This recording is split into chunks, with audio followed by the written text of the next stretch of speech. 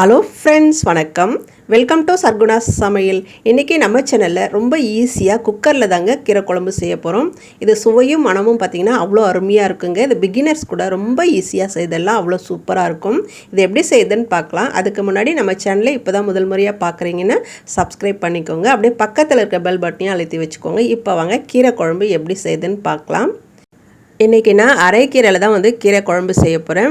ஒரு கட்டு அரைக்கீரை வாங்கிட்டு நல்லா ஆஞ்சி எடுத்துக்கோங்க. தண்டு இலந்தாக இருக்கிற வரையும் நல்லா கிள்ளி எடுத்து வச்சுக்கோங்க. ரொம்ப சத்தாக இருக்கும்.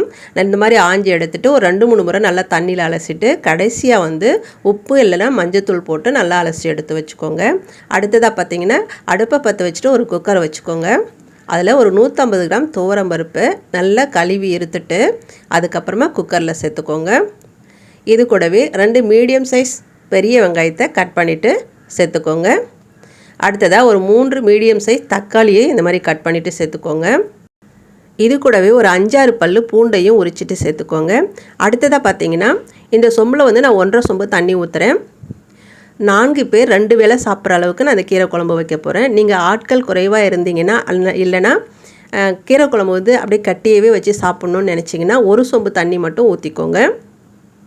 தண்ணி ஊற்றிட்ட பிறகு தண்ணி இந்த மாதிரி கொதித்து வந்த பிறகு தான் நம்ம கீரையை போடணும். அப்போ தான் நிறம் மாறாமல் அப்படியே பச்சையாக இருக்கும். டேஸ்ட்டும் ரொம்ப நல்லாயிருக்கும். இதே மாதிரி நீங்கள் சிறுகீரை முளைக்கீரையில் கூட குழம்பு செய்யலாம். ரொம்ப நல்லாயிருக்கும். ரொம்ப ஈஸியாக செய்திடலாம். இந்த கீரை கட்டு பார்த்திங்கன்னா கொஞ்சம் பெரியதவை இருந்ததுனால கீரை நிறையவே வந்திருக்குது பாருங்கள்.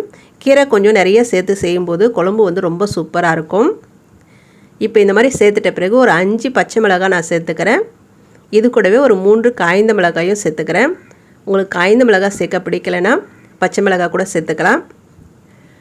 அடுத்ததாக இது கூட பார்த்திங்கன்னா ஒரு சின்ன எலுமிச்சம்பழ அளவு புளியை அந்த ஓடு நாரெல்லாம் எடுத்துட்டு சேர்த்துக்கோங்க.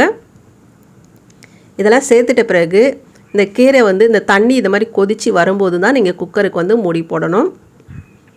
மூடி போட்டுட்டு வெயிட் போட்டுட்டு ஒரு 3 விசில் விட்டுட்டு அடுப்பை அணைச்சிடுங்க. இப்போ 3 விசில் வந்துட்டு ப்ரெஷரெல்லாம் தானாக ரிலீஸ் ஆகின பிறகு ஓப்பன் பண்ணி பார்க்குறேன். கீரை வாசனை அவ்வளோ சூப்பராக இருக்குதுங்க. இப்போது இதில் இருக்கிற தண்ணியெல்லாம் ஒரு கிண்ணத்தில் வடிகட்டிடுங்க. இந்த மாதிரி வடிகட்டிட்டு கீரை கடையும் போது இந்த தண்ணியை கொஞ்சம் கொஞ்சமாக ஊற்றி கடைஞ்சிக்கணும். வேஸ்ட் பண்ணக்கூடாது. இப்போ இந்த கீரைக்கு தேவையான அளவு உப்பு சேர்த்துக்கோங்க. உப்பு பார்த்திங்கன்னா உங்கள் டேஸ்ட்டுக்கு தகுந்த மாதிரி சேர்த்துக்கோங்க. கடைஞ்சிட்டு டேஸ்ட் பண்ணி பார்த்துட்டு பத்தலைனா இன்னும் கொஞ்சம் சேர்த்துக்கோங்க. உப்பு சேர்த்துட்ட பிறகு ஒரு கீரை கடையிற சட்டியில் சேர்த்து இந்த மாதிரி கடைஞ்சிக்கோங்க. அப்படிலாம் எதனா ஒரு பாத்திரத்தில் போட்டு இந்த மாதிரி கடைஞ்சி எடுத்துக்கோங்க. நம்ம ஓப்பனில் கீரையை வேக வச்சு செய்கிற மாதிரி அதே மாதிரி பசுமையாக அப்படியே இருக்குது பாருங்கள். டேஸ்ட்டும் ரொம்ப சூப்பராக இருக்கும். இப்போ இதுக்கு ஒரு தாளிப்பு போட்டுடலாம்.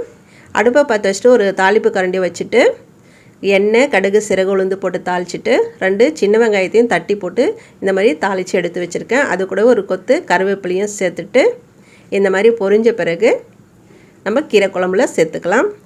தாளிப்பு போட்டோம்னா வாசனையும் டேஸ்ட்டும் ரொம்ப சூப்பராக இருக்கும். அவ்வளோதாங்க, அருமையான சுவையில் ரொம்ப ஈஸியாக குக்கரில் பார்த்திங்கன்னா கீரை குழம்பு தயார் பண்ணிட்டோம் பாருங்கள். இந்த மாதிரி செய்திங்கன்னா பிகினர்ஸ் கூட ரொம்ப ஈஸியாக கீரை குழம்பு செய்திடலாங்க. அவ்வளோ அருமையாக இருக்கும். ரொம்ப டேஸ்ட்டாக இருக்கும். இந்த குழம்பு பார்த்திங்கன்னா சுட சுட சாதத்தில் ஊற்றி சாப்பிடும்போது அவ்வளோ சூப்பராக இருக்குங்க. அதே மாதிரி ராகி களி கோதுமை களியோடு சேர்த்து சாப்பிட்லாம். ரொம்ப அருமையாக இருக்கும். இதே மாதிரி நீங்களும் செய்து பாருங்கள். கண்டிப்பாக உங்களுக்கும் பிடிக்கும். இந்த வீடியோ பிடிச்சதுன்னா சர்குணாஸ் சமையலுக்கு சப்ஸ்கிரைப் பண்ணுங்கள், லைக் பண்ணுங்கள், கமெண்ட் பண்ணுங்கள். மறக்காமல் உங்கள் தெரிஞ்சவங்களுக்கு நிறைய ஷேர் பண்ணுங்கள். அப்படியே பக்கத்தில் இருக்க பெல் பட்டனையும் அழுத்தி விடுங்க. நன்றி, வணக்கம்.